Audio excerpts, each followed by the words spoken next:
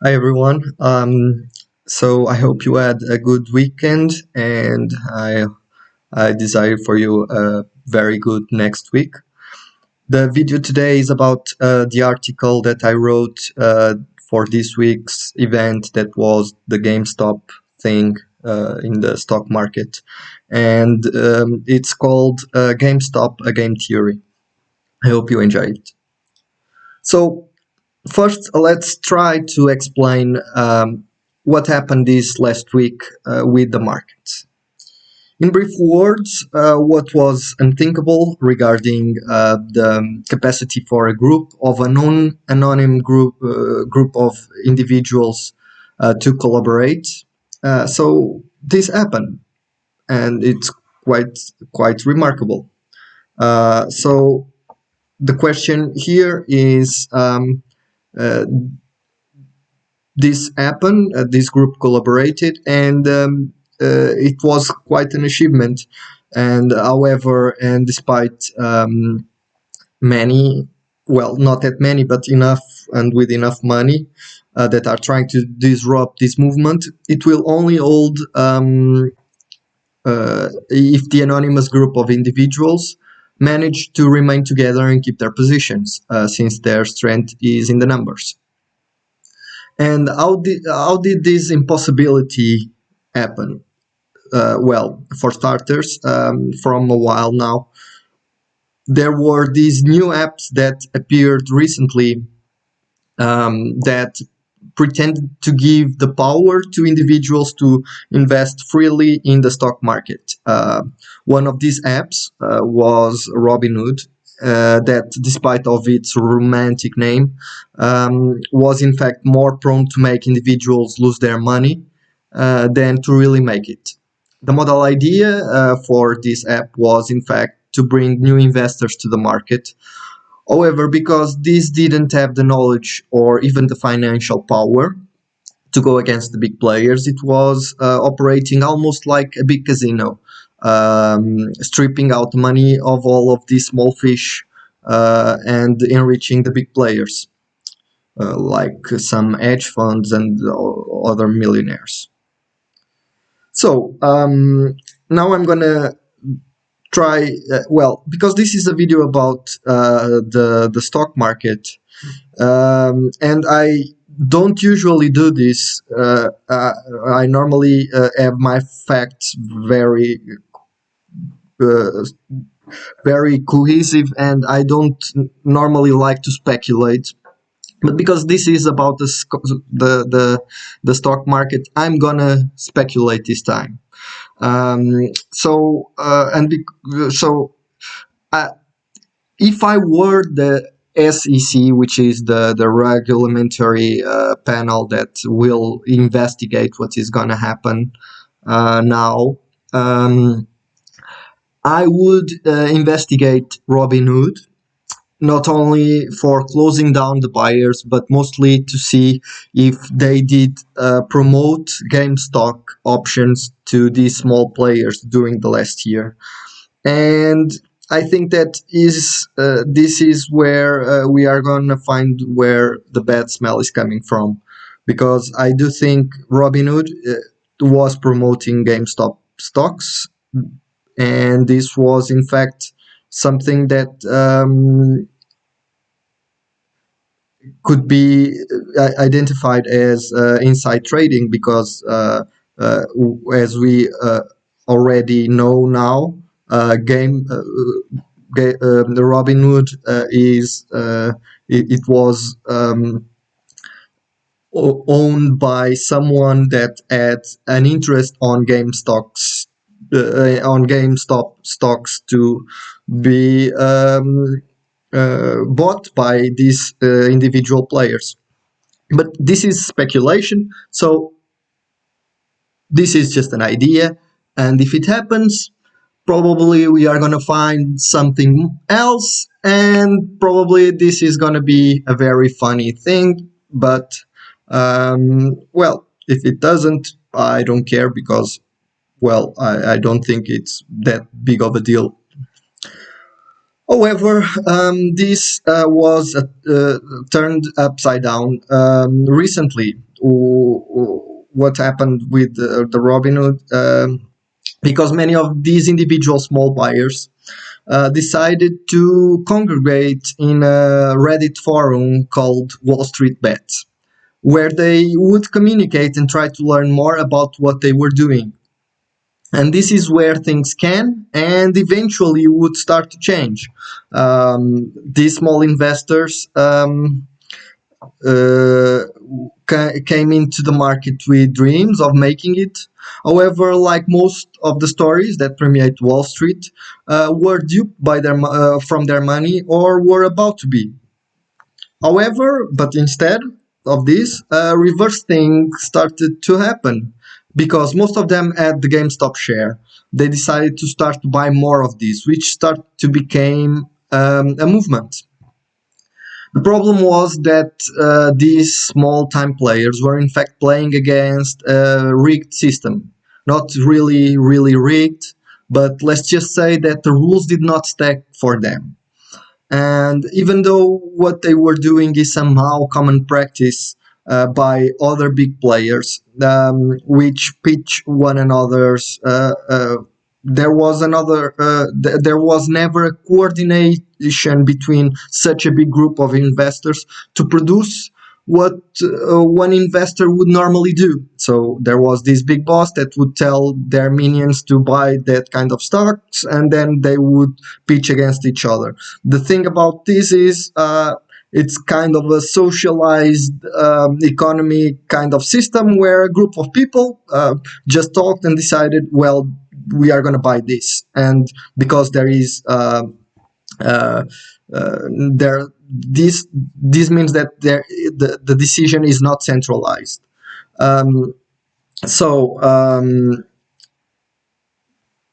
So a big group of investors to reproduce the coordination between such a big group of investors to reproduce what one investor would normally do. This created a problem to the big investors. So what is the problem is that they could not negotiate it with one central and unique stockholder because this was scattered between all of these single players. Which in fact were it's their strength right now. So I'm gonna add just a few things before I explain it a little bit further.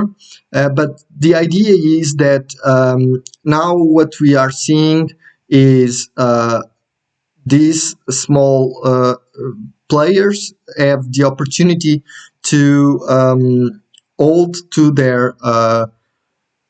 their profits or sell them. And what they are doing is in fact all to them, and this is creating the other problem to these to the shorters, to the big players, which is they they they cannot buy what they rented. So basically they rented this and then they sold it, and now they needed to buy it back, and because it's way more expensive than their price, it became unsupportable, and cannot buy it back. Um, Another very important thing that I need to remember you is that this is very capitalistic indeed. So and for this reason. The people, and if you even go to the forum of Wall Street Bets, you will see that these individuals have very different and very unique political positions. However, all of them do believe in the stock market. If they didn't, they wouldn't do this, and they wouldn't even like bet on it. So but the thing is, what they are doing is in fact promoting a company that doesn't have the value that they just amped up. So the idea is that even though GameStop is now very valuable, the truth is there is no reason for it except the valuing of the investors. So because people are buying it, the value is increasing. This means that they believe that the company will do very good in the future, basically. But there is no proof of that, and this can be a very dangerous bet. In fact, however, there are another thing that makes it kind of a secure and almost bulletproof thing. It's because the changes that happen in GameStop are predominantly very unique.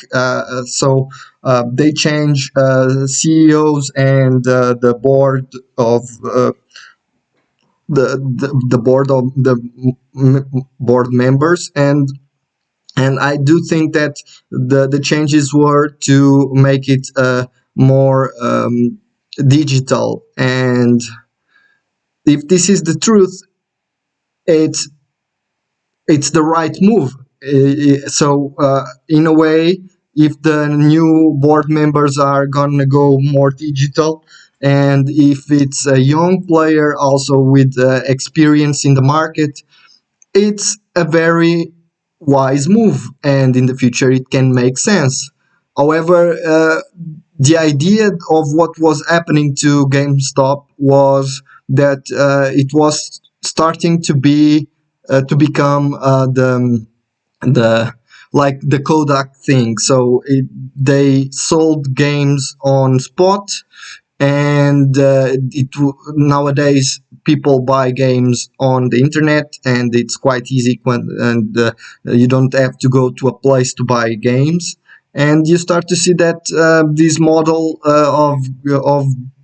of commerce, it's changing, and because of that it needs to change into the future. But now it's valued and has the capacity to change. It's not only that it's valued to change, it has the right CEO to change, and it has the back of investors to change. And instead of having other investors that were taking money out of it.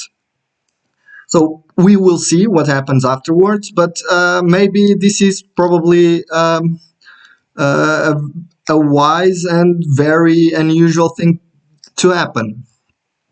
So now I'm gonna go a little bit deep into what happened. So one way to understand, and using another using an analogy that I already used above, let's try to imagine that the stock market is a casino, which it kind of is, and GameStop is a specific unique slot machine. And there is this group of investors. So I will call investors like this from Wall Street Bets that decided that all make a line to play in that one slot machine. And this makes the chance of the group of someone in the group winning in that one only slot higher. So because there is many more people playing in it, so this machine it doesn't mean that we'll probably got it right, but there is many people that are putting their money in that machine. So this creates the possibility that the probability of giving a prize higher. And because there are all these players betting that the machine will eventually give a prize, and this is kind of what the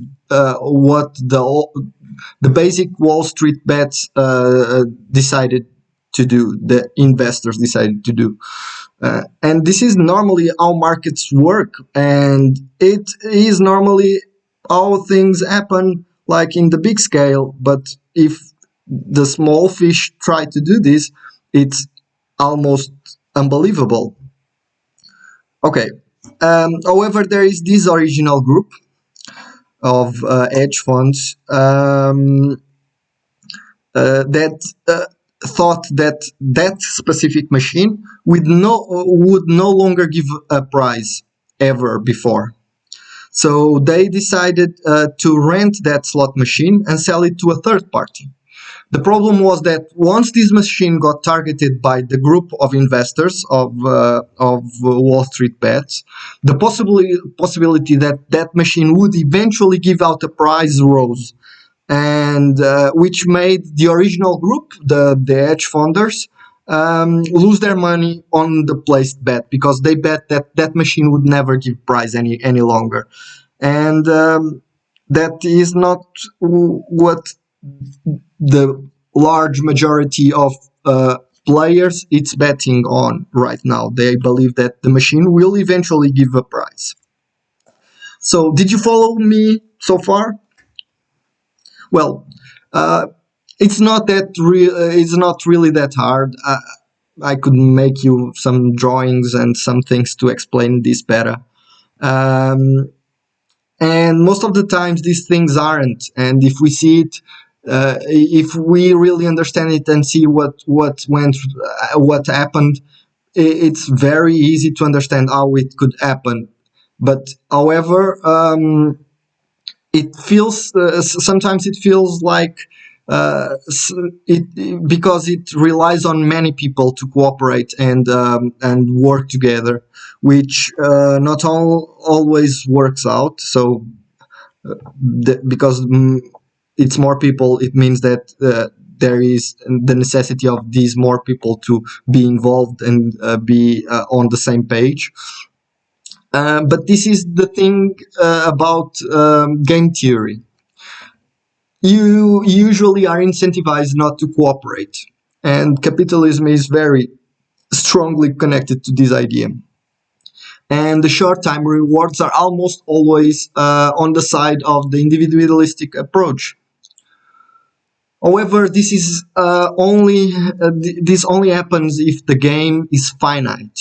So if it ends, and this means that it will eventually end. However, in the great scheme of things, every finite game is in fact part of an only general infinite game, and this means that cooperation is the overall game, which means that eventually all the finite games even have an end in the infinitude of things. This also means that there are always places for more and newer finite games, but this is another story. And the best way to break finite games is with collaboration from a group of individuals. Well, it got any harder. Well, it wasn't my expectation when I started to write this article and to make this video. However, sometimes things have to be a little bit harder. But hopefully, we all, individually together, will eventually figure it out. Hope you enjoyed it, and well, I see you next week, and I hope this week it's gonna be great. See you then.